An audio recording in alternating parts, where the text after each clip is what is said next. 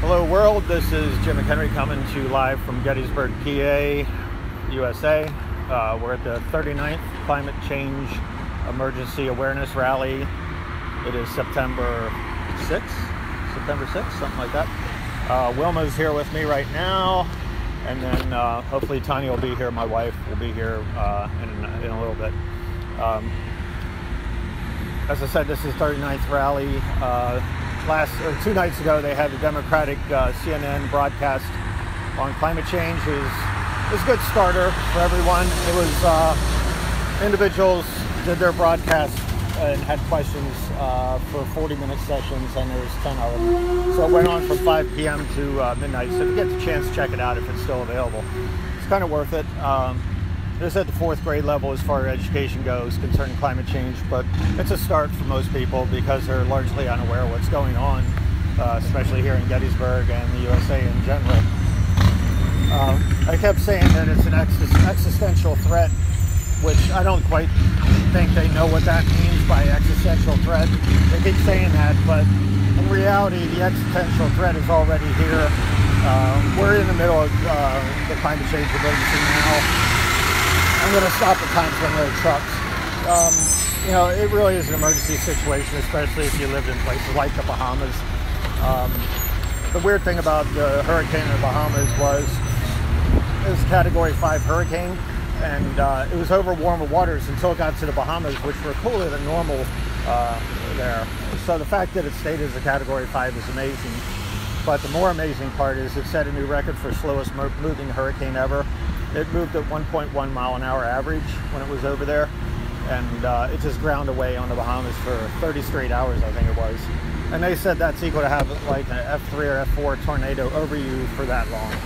I can't imagine anyone survived. I would think they are going to have bodies by the thousands, but the people are really tough there.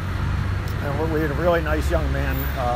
We were there many years ago, gave us a bicycle tour, and I hope he's well. I'm sure he's not, and his grandmother was there, and I'm sure she's not doing well either. So anyways, the Democrats had their attempt at a climate change debate, and it didn't go far enough in my mind as far as the situation we're in, but they're trying, and that's a start. But they keep saying we have 11 years now to act on this. You think about it, they're not going to have the election for 2 more years, basically, and the inauguration. And then it'll take a year to institute the policies, whoever the president is, if a Democrat gets in. So now you're down to 8 years to act on it. Well, we had 12 years to act on it 30 years ago, not now. So they're way past their estimates on things. We're in an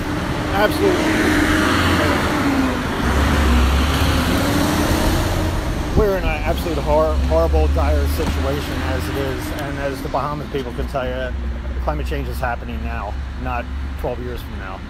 So the idea of waiting 12 years is unbelievable. It's basically 4th grade thinking, and they need to get up to doctoral level. Right now, the rainforests continue to be on fire in Brazil, the Congo, Angola, Russia has their fires in the Taiga, and also Indonesia. So it's a serious situation. The oceans are hotter than ever, and right now they absorb 93% of all of our heat that we're putting into the atmosphere. If they weren't here, the oceans weren't here, our temperatures would be 97 degrees hotter. So it'd be unlivable.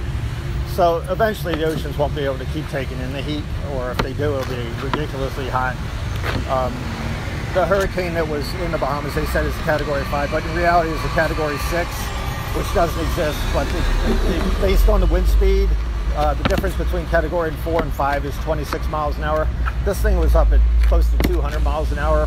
I think 183 would be a Category 6. They need to recalibrate their categories, or I think it's 106, or 203, whatever it is.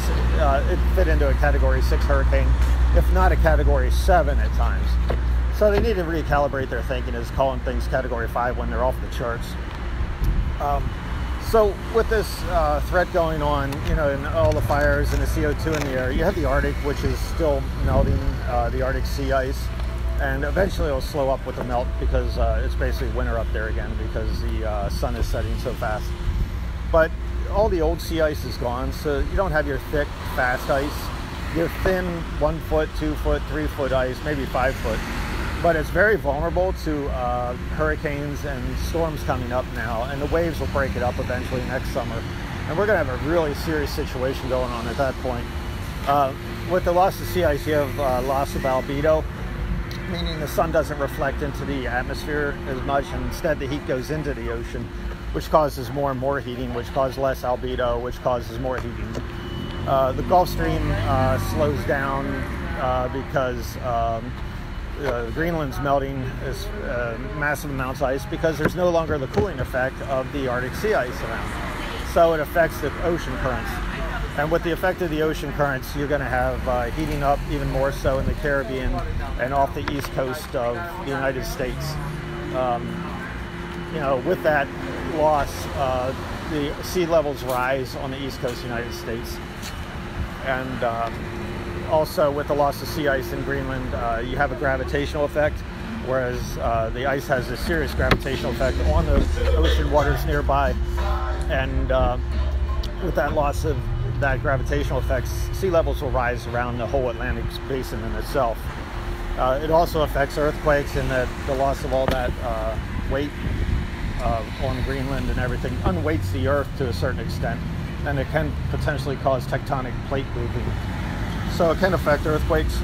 And with the loss of Arctic sea ice, you don't have the cooling up north, and you have a traumatic heating.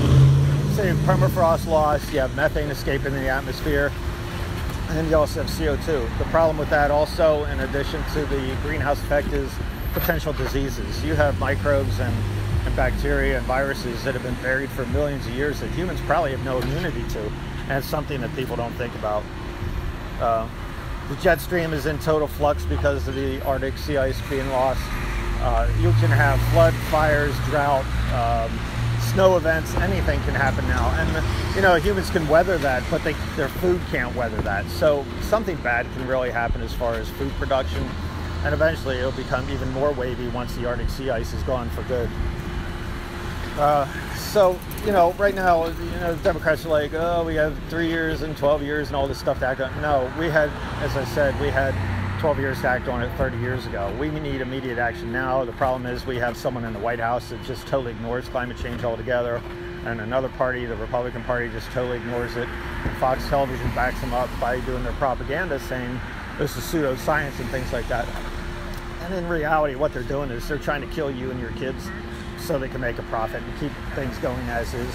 We need a dramatic change going on, either electric cars or turn off your lights at 8 o'clock at night and just go to bed like farmers used to, or something needs to happen, and it needs to be government-wide policies as to act on this, and not just our government, the governments of the world. But we're not leading the world, we're causing, in fact, a drawback. And what has happened is that since the Paris Agreement in 2016, carbon dioxide production has even gone up even more. So it's not slowing down, it's accelerating, and it's not a good thing. We're basically creating suicide for ourselves. It's a murder-suicide going on, and if you're going to call a hotline, call it on our governments of the world. It's just a horrible situation. Either way, fossil fuel production will stop by 2050, if not 2030, because no one will be around to produce the fossil fuels. And I really suggest everyone starts getting active on what's going on. We really are in an existential crisis right now, but people don't understand how dire that situation is. The politicians don't get it. And the fact that they keep citing the IPCC, the UN convention, is way out of line, because what happens with that is the scientists produce the evidence, then the politicians get involved, and they say stuff like, oh, we can't say that as a people, or we can't do that, so they water it down. It's a minimalist document that does not truly state what's going on, and also the evidence they present is often 5 years old. So they're way behind the times. You got to keep up to speed right now. Everything's happening so fast, and 5-year-old documents are like dinosaurs now.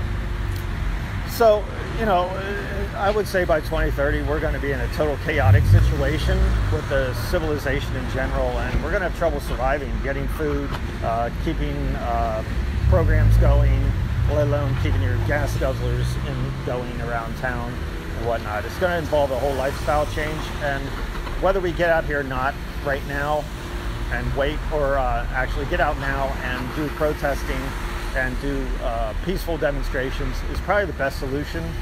People aren't out here right now. It's just Wilma, me, and my wife all the time. And it's not a good thing. There are plenty of retirees and college students that have time off in between classes. This place should be loaded, and it's not.